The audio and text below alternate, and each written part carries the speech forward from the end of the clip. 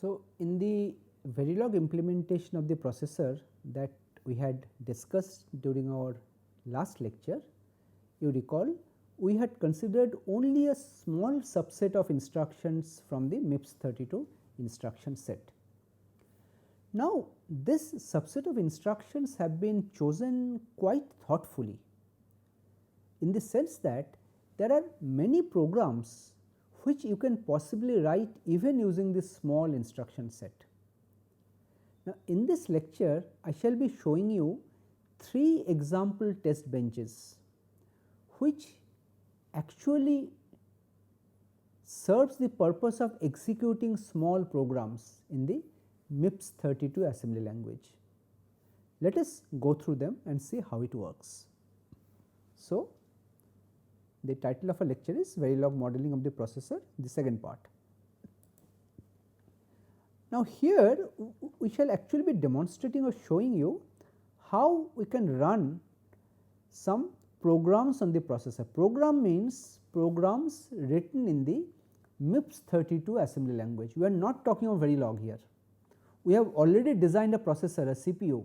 Now, our next task is to write a program that will be running on that CPU, right. Okay. Now, the test benches that we will be writing, they will be having certain kind of structure. The structure will be as follows. The example programs that we shall show will be starting from a specific memory location. Well, we shall be assuming it is starting from address 0, and before we start execution we will be initializing PC with 0. That means the first instruction that will be fetched will be from address 0, which is the first instruction. And after we have started it, then clock 1 and clock 2 are automatically coming. So, instructions will be fetched from memory one after the other automatically. We do not have to do anything else in the test bench. Only the initial thing we have to do, we have to load the instructions in the memory, set program counter to 0, and that is it, right. And at the end we can print the result wherever the results are available. They may be in some memory locations or they may be in some registers. Okay. We shall see. Now, let us look at 3 examples one after the other. The first example is a very simple one. This says that we add 3 numbers 10, 20 and 30 in decimal. They are all stored in processor registers. So, how you write the program? That we initialize register R1 with 10, register R2 with 20, R3 with 30, then add them up and the result you store in R3 or R5, in R4 or R5. In fact, we are storing in R5, not R4. First we are storing in R4 and then we are storing it in R5.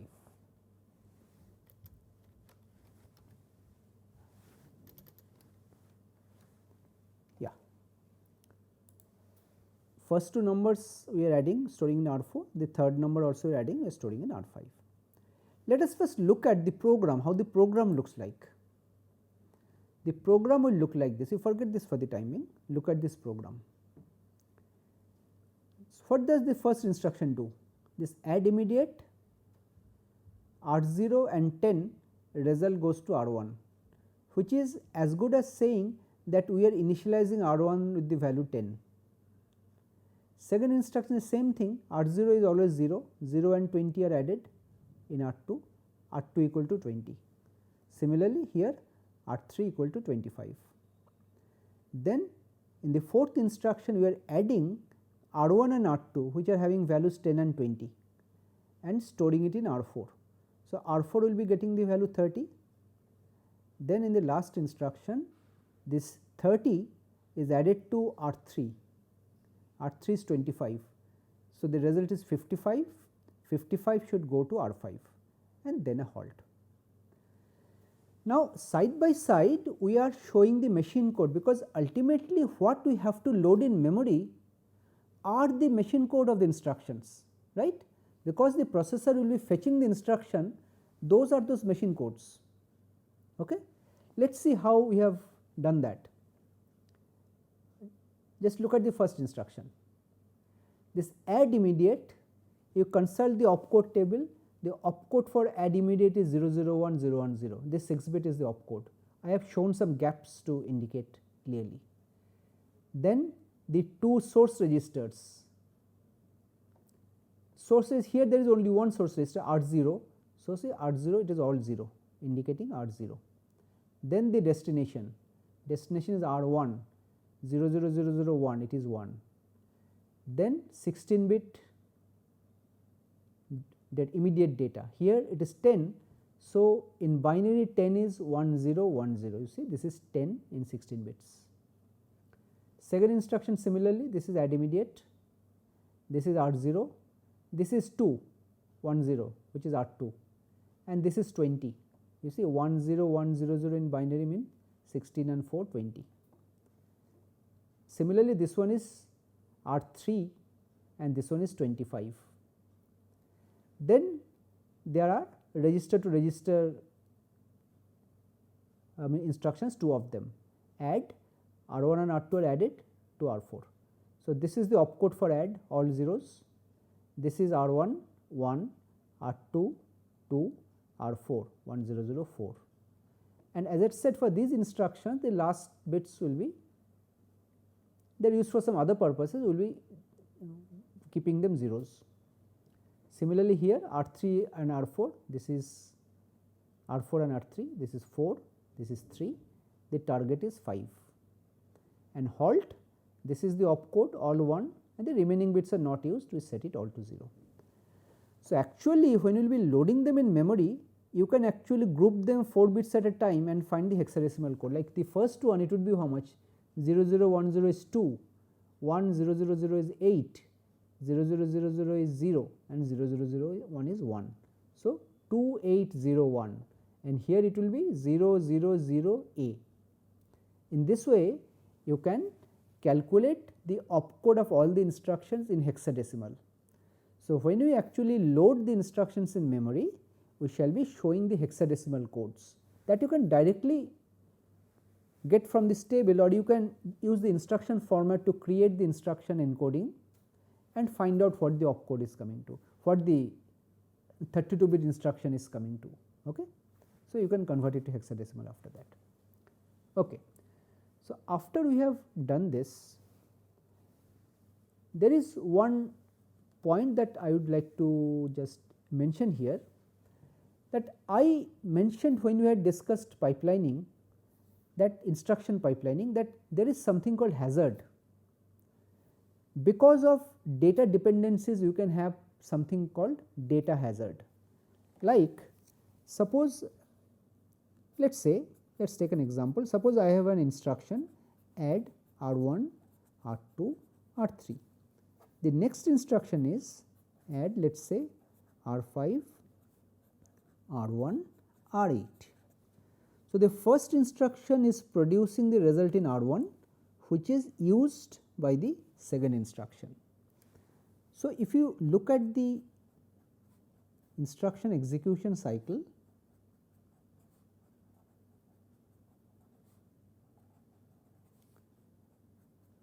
instruction fetch, instruction decode, execution, mem and WB, you see this R1 is getting stored only during the WB stage, and in the next instruction is trying to read the registers in the ID phase. So, obviously it will be reading a wrong value. So, it has to wait at least for 2 cycles before it can read, right. This is one thing. So, if you really have a pair of instructions like this and the hardware is not automatically taking care of this, then you may have to insert some dummy instructions in between. So, what the dummy instructions will do? It will simply serve to delay this instruction. This will be delayed by 2 steps or 1 step, whatever, so that you can, so that by the time this instruction reaches ID, this write back should be complete. Now, another thing you remember that we are not using a single clock, we are using clock 1, clock 2 alternately, right, in these stages. So, the first instruction is fetched here. Instruction fetch is done only during clock 1. The second instruction is fetched in clock 1. Third instruction is fetched in clock 1. So, if you delay it by one instruction, that will serve your purpose. Okay. So, just one dummy instruction if you include, that should be okay. Now, in this example, we do not have a problem here because this add immediate is calculating R3 and this add is not using R3. But here I have a problem. You are computing R4, this R4 is being used here, right? Okay. So, this we shall see in the test bench how we have handled this. Let us now come to the test bench. This is the first part of the test bench where we have instantiated our processor. We call it MIPS, only two parameters declared as reg and a variable k. Here we are generating the two-phase clock. This we have also seen earlier how we can generate two-phase clock. This is the same code. Well, 20 clock cycles is sufficient for this program. So, we have repeated it for 20. Then we load our program in memory. Before that, we initialize the registers k 0 to 31, reg k equal to k, which means reg 0 is 0, register 1 is 1, register 2 is 2, register 3 is 3, just some initialization. Now, here you see we have inserted some dummy instructions. Now, as I said, these dummy instructions are not required, you need only this, but actually here we have just inserted two dummy instructions. Now, what is the dummy instruction we have used? We used an instruction like OR R7, R7, R7. What does that mean? You do a logical OR with R7 and R7. We have initialized R7 with 7, right? So, you do OR 7 with 7, result will be 7 itself, store 7 back to R7. So, result will not change, but it will consume one clock cycle. Okay. So, like this, wherever you feel there is a doubt, there is a hazard, data dependency, you can insert some dummy instructions like this. So, here I have just shown. So, here we have inserted two dummy instructions and one dummy instruction here. The other instructions are just as we had shown earlier, and MIPS mem 0, we are loading the hex code of the first instruction, mem 1 address 1, second instruction 2. In this way there are 9 memory locations, right. And before we actually start execution, we reset the halted flip flop to 0, taken branch to 0 and set PC to 0. So, after this, when the clock starts, clock will start after a delay of 5, the first one. Okay. So, the instruction will start executing. Well, and after sufficient delay, we are displaying the values of R1, not R1, k equal to 0 to 5, R0, R1, R2, R3, R4 and R5. So, we are displaying R register number dash the value in the register. Let us see. So, if you run this, the simulation output will come like this as part of this loop, for loop. So, R0 is 0, R1 is 10, 20, 25 which have already loaded, R4 10 and 20 was added, R4 is 30 and R5 30 and 25 is added, is 55. So, the results are correct. Now, in a similar way you have also captured the waveform in a file mips.vcd. So, if you see the timing diagram, the fonts are quite small. I do not know whether you are able to see it clearly or not, but you can see we have listed all the relevant signals, the clocks, PC, then IFID IR, NPC, IDEXA, IDEXB, IR immediate and so on. So, you can see that how things are going on. This is instruction type in EXMEM, it is 001. Initially we had the add immediate instruction, this is sort of an RM type. You look at the ALU out, first operation was add immediate R0 with 10. You see, ALU out contains 10. After adding 0 and 10, 00A means 10. Next one was 20. It is 14 in hexadecimal, means 20. Third one was 25. You see, it was 19, 25. Then there are some dummy odd instructions, forget it, 7. Then first two numbers were added, 10 and 20, 30. You see, 1E is 30. Then again there was a dummy odd instruction, 7. Then lastly, the last two are added, 55, it is 37 in hexadecimal. So in this way you can track all the other signals in clocks, systematically they are going on, right. So at the end you see when this here halted signal is not shown, but at the end you will see after everything is done, the halted signal will be activated and instruction will stop. You see here it has started to become undefined, that means it has stopped here. So you see that with a small example that we are indeed able to write a program and run the program on our processor which we have designed in Verilog. Let us take another example. Well, in this example we are using a memory location, memory. So what we are doing? We are loading a word which is already stored in memory location 120. Then we are adding 45 to it and storing the result back in memory location 121. So the steps are very simple, which are illustrating with the program. I am showing the program straight away. So the program is like this. Because we are storing the number in memory address 120, we are initializing a register with that address 120. This add immediate R1 R0 120 means you are loading 120 in R1, right. 0 and 120 are added, stored in R1. Then you are loading from that address 0 R1 means 0 plus R1. This R1 contains 120. So that memory will be fetched and the data will be stored in R2. Then you are adding that number with 45, result in R2, and we are storing R2 in 1 R1, which means R1 contains 120, 120 plus 1, that means 121.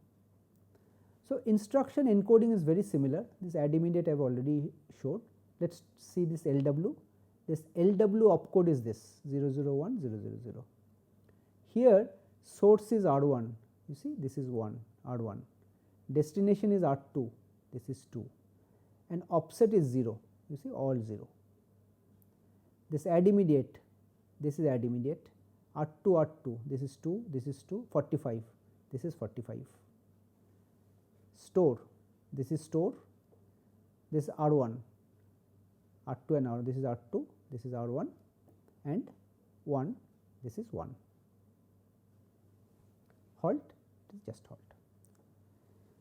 So here you see that there are lot of data dependencies. This add immediate is generating R1, which is used in the next instruction. Here you use, here you are generating R2, which is again used in the next instruction. This add immediate also is generating a new value of R2, which is used in the next instruction. Okay, there are a lot of data dependencies. So let us look at the test bench again. The first part of the test bench is identical, same, we have instantiated it, and the clock generation logic. Then this is the program. You see, I told that there is a data dependency between all these pairs of instructions. So we have inserted a dummy instruction in between every pair of them. So here the dummy instruction we have used is OR R3 R3 R3. So these opcodes you can actually verify. So I leave it as an exercise for you, that OR R3 R3 R3 is actually this 0C631800, and this will be our total code. So our useful code is 5 instructions, and we are adding 3 dummy instructions, it becomes 8. So it is loaded from memory location 0 up to memory location 7, and you said that some data is already loaded in memory location 120. Let us load a value 85 there. 85 is already stored in 120, memory 120. Then we again initialize the PC to 0, halted to 0 and taken branch to 0. and at the end after sufficient delay we are displaying the value of memory location 120 and 121, these two things we are printing. Okay. Let us see the output. This is how the output is coming, mem 120 colon 85, mem 121 130. So, actually 45 is being added to this. So, you see 85 plus 45 is actually 130, right. So, here also the result is correct. So, again we showed the waveform here, the timing diagram. So, here you can again analyze and see how it works. Just look at this LMD. For load instruction this LMD is used. You see when the load instruction is executed, this LMD becomes 55, 55 hexadecimal means 85. Okay. So, actually the data is getting loaded here, then it will be added and that will be stored. So, the whole thing you cannot see in the screen, here I have only shown a part of it, right. Similarly, you can see the PC, the instructions are being fetched, address 1, 2, 3, 4, 5, 6 sequentially. The IR, you see the opcodes of the instruction, first opcode, second opcode, third opcode. Like this you can actually analyze what is going on in the pipeline, what Verilog code you have written, you can actually see it step by step. And here I strongly suggest you look into this timing diagram very carefully, you run your own version and see exactly what is happening step by step, then it will be very clear to you, right. Okay. Now, let us come to a slightly more complex program which involves a loop. Loop means iteration. So, we are trying to compute the factorial of a number n. So, what you do? Suppose the factorial of a number n, I give a value of n, let us say n equal to 5.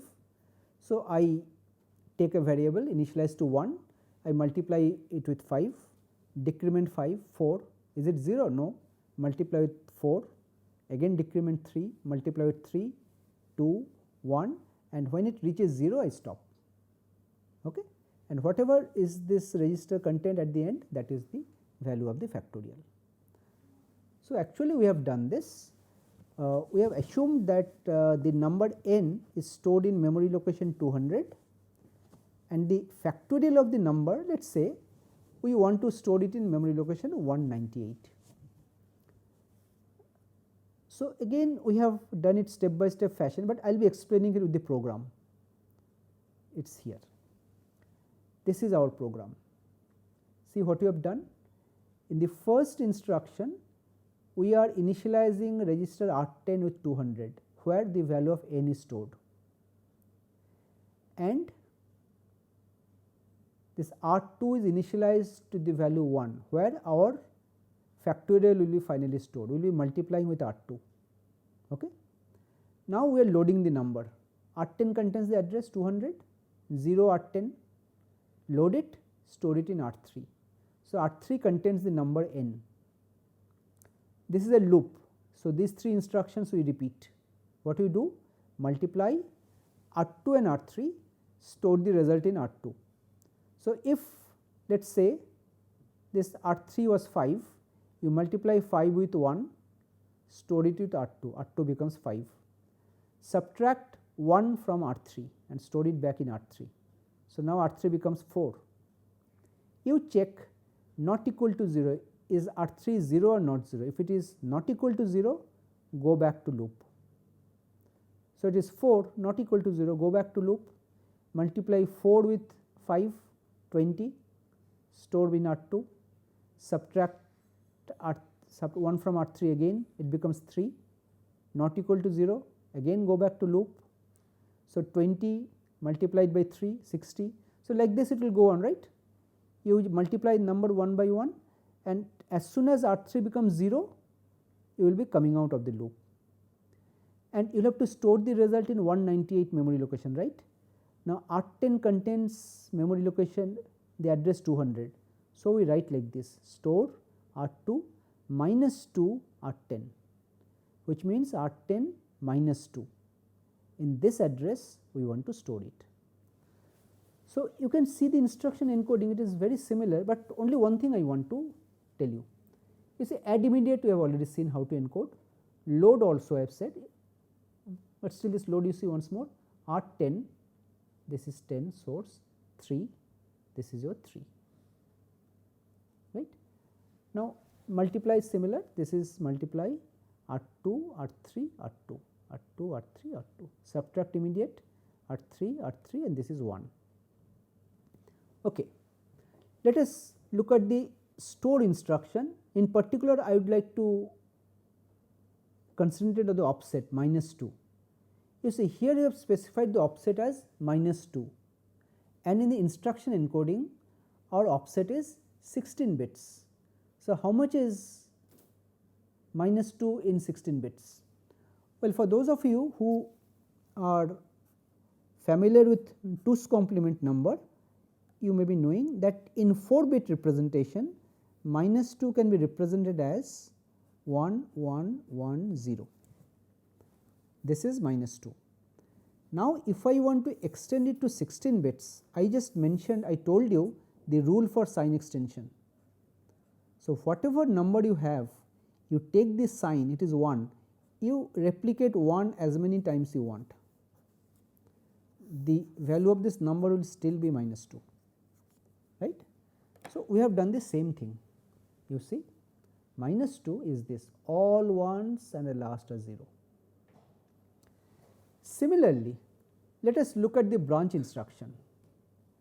BNEQZ has an opcode of this R3, this is 3, it does not require the second operand. So, it is second register, it is 0, and loop is here.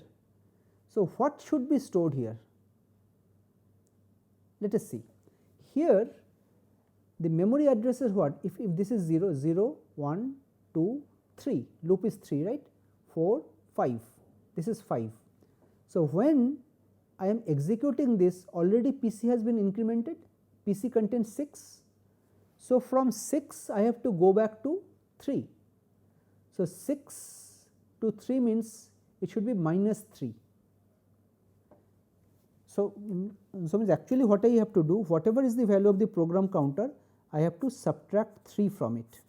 So, this -3 will be my offset. So, in this branch instruction in the loop, here whatever I wrote, this is the 2's complement of -3. So, the PC is pointing here -1, -2, -3, it will be jumping here after this, right. Fine. Let us now come to the test bench. The first part is same, then these are the instructions. You see we have inserted some dummy instructions again in between, one here, one here, one here. So, wherever there is a dependency we have inserted a dummy. You see here, of course, here it was not really required, R2, here R3 and R3 we have inserted, here R3 and R3, here also we have inserted, okay, and the opcodes have been coded. So, here we need 11 instructions in total. So, as usual we have initialized the register to something, but this is not really required, but we have done it. And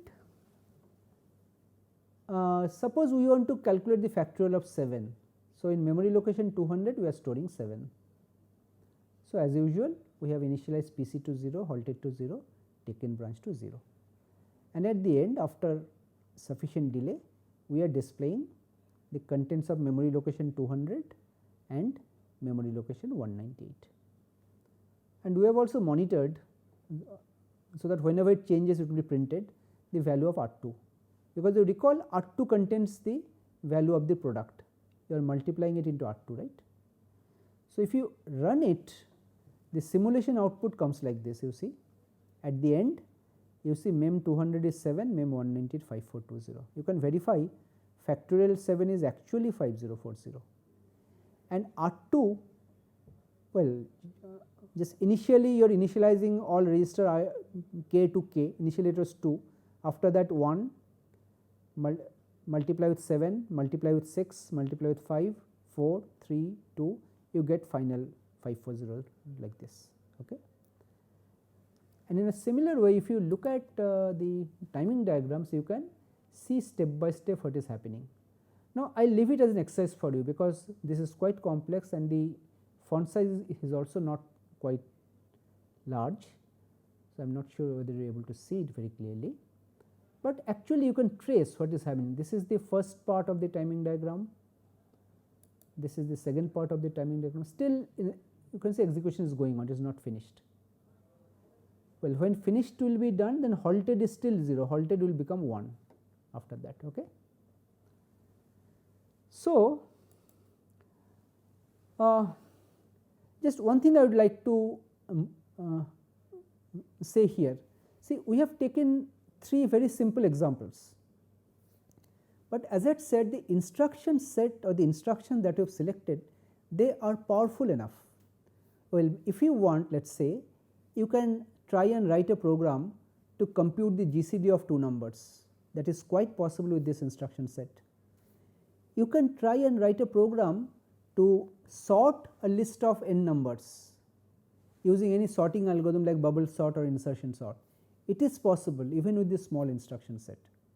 So, what I mean to say is that this instruction set, even though it is very small, we have chosen some of the essential instructions which are required for condition checking, arithmetic, looping and so on, so that you can write meaningful programs using this.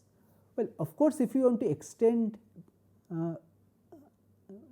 say by adding more instructions, you can always make changes to your Verilog code, you can add more instructions. Okay. Now, there are a few points we would like to mention here, that we talked about hazards, but in the design that we have presented, we have not considered any method for avoiding hazards in pipeline. What we have assumed is that if there are hazards, we are inserting dummy instructions. So, it is the user's responsibility to do that. Well, there are many instances where this is actually done, but not the user, the compiler.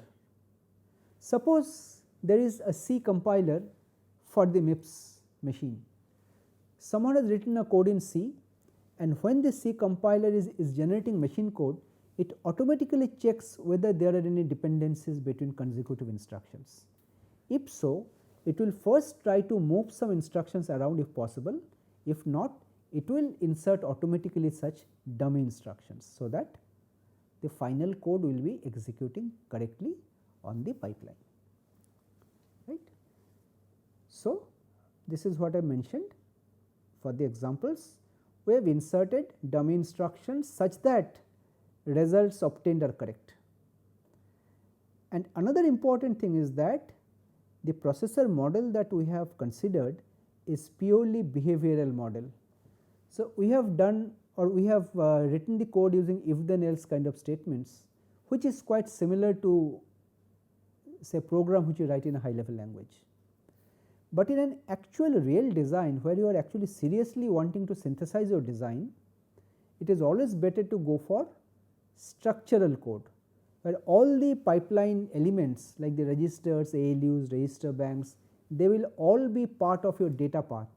We have already seen earlier how to separate the data path and control path. So, once you have the data path components, you will also have to identify the control signals to activate them. Now, inside your main pipeline Verilog code, you will be just activating the control signals one by one. That is what will be there in the code, right, just like the control path or the controller you had designed in those earlier examples. Okay. So, this is what is mentioned here. So, with this we come to the end of this lecture. In fact, this is the last lecture of this series. So, we have seen various features and structures of the Verilog language. We have looked at a number of examples as well. So, we hope with this background you will be able to create some more meaningful and serious designs which will be helpful in the domain that you are working in. Thank you.